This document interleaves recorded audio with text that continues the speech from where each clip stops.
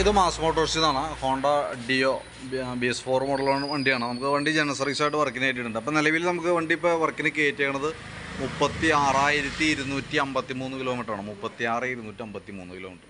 അതിനകത്ത് നമുക്ക് പറഞ്ഞേക്കണം കംപ്ലൈൻറ്റ് സൗണ്ട് ചെക്കപ്പ് പറഞ്ഞിട്ടുണ്ട്. അതേപോലെ തന്നെ general service engine oil check ചെയ്ത് മാറ്റാം. സൗണ്ട് ചെക്കപ്പ് എന്ന് പറഞ്ഞാൽ വണ്ടി നമ്മൾ ഓടിക്കുന്ന സമയത്ത് ബാക്ക് സൈഡിൽ നിന്ന് ഒരു ചിലമ്പൽ പോലെ സൗണ്ടാണ് കാണിച്ചു വിട്ടിരുന്നത്. അത് നമുക്ക് പ്രൊട്ടക്ടറൊക്കെ എടുത്ത് വിറയ്ക്കണേൻ്റെ ഒരു സൗണ്ട് ഉണ്ട്.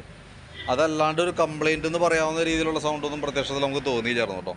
അപ്പോൾ ഞാനത് ജനറൽ സർവീസിൻ്റെ ഭാഗമായിട്ട് നമ്മളതിൻ്റെ ഡീറ്റെയിൽ ആയിട്ട് അയച്ച് നമ്മൾ ചെക്ക് ചെയ്യുന്നുണ്ട്. ക്ലച്ച് ഗ്രീസിങ് അടക്കം നമുക്ക് സർവീസിനകത്ത് ഉൾപ്പെടുത്തി ചെയ്യുന്നുണ്ട് കേട്ടോ. അപ്പോൾ നമ്മൾ ബാക്ക് ബ്രേക്കൊക്കെ നമ്മൾ അയച്ചിട്ടുണ്ട്. ബ്രേക്ക് ലൈനറൊക്കെ നമ്മൾ അയച്ച് വെക്കുമ്പോൾ കമ്പനി ലൈനറാണ് നമുക്ക് കിടക്കുന്നത്. പുതിയ ലൈനറാണ്. അപ്പോൾ നമുക്ക് ബ്രേക്ക് നമുക്കൊന്ന് അയച്ച് ഗ്രീസ് ചെയ്ത് റീസെറ്റ് ചെയ്താൽ മതി. അതേപോലെ ബാക്ക് വീല് പിടിപ്പിക്കുന്നത് ഈ ഒരു ഷാഫ്റ്റ് വേണം. അതിൻ്റെ ബെയറിങ്ങിൻ്റെ പ്ലേ ഒക്കെ ചെക്ക് ചെയ്ത് വേറെ കംപ്ലയിൻ്റ് ഒന്നുമില്ല. ഗിയർ ഓയിലായാലും നല്ല ഓയിലാണ് ഇതിനകത്തുള്ളത് കേട്ടോ. ബാക്കിലത്തെ ടയർ പുതിയ ടയർ കിടക്കണേ. ഹബിനായാലും വേറെ പറയത്തക്ക കംപ്ലയിൻസോ കാര്യങ്ങളൊന്നുമില്ല. പിന്നെ അതേപോലെ നമ്മളതിൻ്റെ എയർ ഫിൽറ്റർ ഒന്ന് അയച്ച് ചെക്ക് ചെയ്യാനുണ്ട്. നമുക്ക് കിടക്കുന്നത് കമ്പനി ഫിൽറ്റർ തന്നെയാണ്. ഹോണ്ടയുടെ ഒറിജിനൽ ഫിൽറ്റർ തന്നെയാണ് നമുക്ക് കിടക്കണം കേട്ടോ. വലിയ പഴക്കമായിട്ടില്ല. അപ്പോൾ ജസ്റ്റ് ഒന്ന് തുടച്ച് ക്ലീൻ ചെയ്ത് നമുക്ക് റീസെറ്റ് ചെയ്യാനുള്ളൂ. ക്ലച്ച് ഭാഗം നമ്മൾ അയച്ചിട്ടുണ്ട്. CVT ക്ലച്ചാണ് നമുക്ക് അഴിച്ച് ഗ്രീസിങ് ആവശ്യമാണ്. അപ്പോൾ അതിന് വേണ്ടിയിട്ട് അയച്ചാനാണ്. അപ്പോൾ നമ്മളതിൻ്റെ ബെൽറ്റിൻ്റെ കണ്ടീഷനൊക്കെ നോക്കി. വണ്ടി വന്നപ്പോൾ ഉള്ള ബെൽറ്റാണ് നമുക്ക് കിടക്കണേ. ഡാമേജ് ഒന്നും ഇല്ല കേട്ടോ. നല്ല മോഡലാണ്. അതായത് പവർ ലിങ്ക് എന്ന് പറയുന്ന കമ്പനിയുടെ ബെൽറ്റാണ് നമുക്ക് കിടക്കണേ. അത് അത്യാവശ്യം നല്ല രീതിയിൽ ലൈഫ് കിട്ടുന്ന മോഡലാണ്. അപ്പോൾ ബെൽറ്റ് വേറെ പ്രോബ്ലം ഒന്നുമില്ല. പിന്നെ അതിൻ്റെ ബെൻഡെക്സ് യൂണിറ്റൊക്കെ ചെക്ക് ചെയ്തു. കംപ്ലയിൻ്റ് ഇല്ല.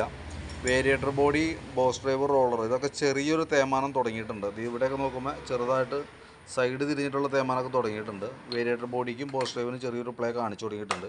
അത് നമുക്ക് പഴക്കത്തിൻ്റേതായിട്ടുള്ള പ്രോബ്ലംസാണ്. അത് നമുക്ക് പരമാവധി ഉപയോഗിക്കാം. ഇപ്പോൾ നിലവിൽ മാറ്റേണ്ട ഒരു സ്റ്റേജൊന്നും ആയിട്ടില്ല. അപ്പോൾ മാക്സിമം യൂസ് ചെയ്യുക. തീരെ കംപ്ലയിൻ്റ് ആയിട്ട് പ്ലേ കൂടുതലായിട്ട് സൗണ്ട് വ്യത്യാസമൊക്കെ വന്ന സമയത്ത് നമുക്ക് മാറ്റിയാൽ മതി. പിന്നെ അതിൻ്റെ ക്ലച്ച് യൂണിറ്റ് അതൊന്ന് അഴിച്ച് ഗ്രീസ് ചെയ്ത് തരുന്നുണ്ട്. പിന്നെ കിക്കർ വീലും കൂടി കൂട്ടത്തിൽ നമ്മൾ അഴിച്ച് ഗ്രീസ് ചെയ്യണം കേട്ടോ. പിന്നെ നമ്മളതിൻ്റെ ചോക്കിൻ്റെ കേബിൾ, ആക്സിലേറ്ററിൻ്റെ കേബിൾ, രണ്ട് കേബിളുകളും ചെക്ക് ചെയ്ത് വേറെ കംപ്ലയിൻ്റ് ഒന്നുമില്ല. എഞ്ചിൻ ഹെഡിൻ്റെ ഭാഗം ചെക്ക് ചെയ്ത് വേറെ ലീക്കേജോ കാര്യങ്ങളൊന്നുമില്ല കേട്ടോ.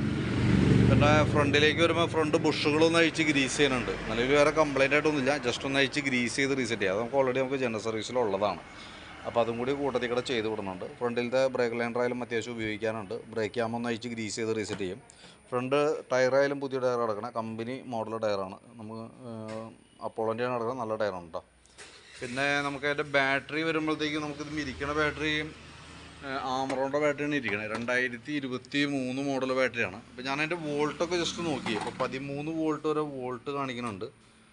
ലോഡ് ടെസ്റ്റിലേക്ക് കൊടുക്കുമ്പോൾ സമയത്ത് 8.75 ഇഞ്ചിലേക്കൊക്കെ വരുന്നുണ്ട്. 8.5 വോൾട്ടിൽ താഴേക്ക് വരുമ്പോഴത്തേക്കും ഓൾറെഡി കംപ്ലയിൻറ്റ് തുടങ്ങും. ഏകദേശം നമ്മൾക്ക് അതിൻ്റെ ഒരു ബൗണ്ടറി ലൈനിലേക്ക് ആയി തുടങ്ങിയിട്ടുണ്ട് കേട്ടോ. അപ്പോൾ ബാറ്ററിയുടെ ലൈഫ് ഏകദേശം അതിൻ്റെ ഒരു ലൈഫിലേക്ക് എത്തിക്കൊണ്ടിരിക്കുകയാണ്.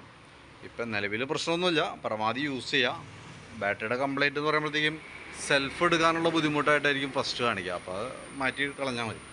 പിന്നെ അതേപോലെ തന്നെ സെക്കൻഡറി ഫിൽറ്റർ യൂണിറ്റായാലൊന്ന് അഴിച്ച് ക്ലീൻ ചെയ്തിടുന്നുണ്ട്. സ്പാർക്ക് പ്ലഗ് അഴിച്ചൊന്ന് ക്ലീൻ ചെയ്തിടുന്നുണ്ട്. പ്ലഗൊക്കെ പുതിയതാണ്. എയർ ഫിൽറ്റർ മാറ്റിയപ്പോൾ കൂട്ടത്തിൽ കൂടെ മാറ്റിയിട്ടാണ് പ്ലഗാണ്. അപ്പോൾ ജസ്റ്റ് ഒന്ന് ക്ലീൻ ചെയ്തിട്ടാൽ മതി. പിന്നെ എഞ്ചിൻ ഓയിൽ മാറുന്നുണ്ട് കേട്ടോ. അപ്പോൾ ഇത്രയും കേസാണ് മെയിനായിട്ട് നമ്മൾ ചെയ്യണേ. അപ്പോൾ മെയിനായിട്ട് നമുക്ക് പാർട്സായിട്ട് മാറ്റേണ്ടി വേണ്ടി എഞ്ചിൻ ഓയിൽ മാറണം. ഓയിൽ മാറ്റുമ്പോൾ അതിൻ്റെ ബോൾട്ട് വാഷ് ഓറിങ് കാര്യങ്ങളൊക്കെ മാറ്റിയിടണം. അതൊക്കെയാണ് മെയിനായിട്ടുള്ളത്. അപ്പോൾ ഞാൻ അതിൻ്റെ ഒരു ഏകദേശം ഒരു എസ്റ്റിമേറ്റ് ഇട്ടേക്കാം. വാട്സാപ്പിനകത്തേക്ക് ഈ വീഡിയോ കണ്ടുകഴിയുമ്പോൾ നോക്കിയിട്ടൊന്ന് റിപ്ലൈ ഇട്ടേക്കാം. നമുക്ക് വർക്ക് കംപ്ലീറ്റ് ആകുമ്പോഴത്തേക്ക് ഏകദേശം ഒരു 6:30-7 മണിയൊക്കെ ആവും കേട്ടോ. അപ്പോൾ ഞാനത് കംപ്ലീറ്റ് ആയതിന് ശേഷം കോൺടാക്റ്റ് ചെയ്യാം. അതിന് ശേഷം വന്നാൽ മതി കേട്ടോ. കാരണം അല്ലെങ്കിൽ ഇവിടെ ഒന്ന് നമ്മൾ നിൽക്കേണ്ടതായിട്ട് വരും. കാരണം ഏകദേശം നമുക്കൊരു 2 മണിക്കൂറോളം ചുരുങ്ങിയത് പിടിക്കും. കറക്റ്റായിട്ട് നമുക്ക് ക്ലച്ച് ഗ്രീസിങ് അടക്കം ചെയ്ത് വരുന്നത് കൊണ്ടാണ്. അപ്പോൾ അത് ആ രീതിയിൽ തന്നെ ചെയ്ത് പോകാം നമുക്ക്. അപ്പോൾ ഏകദേശം ഒരു 6:30-7 മണിയാവും തീരുമ്പോഴത്തേക്കും. കംപ്ലീറ്റ് ആവണേൻ്റെ 10 മിനിറ്റ് മുമ്പ് ഞാൻ വിളിക്കാം. അപ്പോൾ അത് വന്നാൽ നമുക്ക് എടുക്കാവുന്ന രീതിയിലേക്ക് സെറ്റാക്കാം. ഓക്കെ.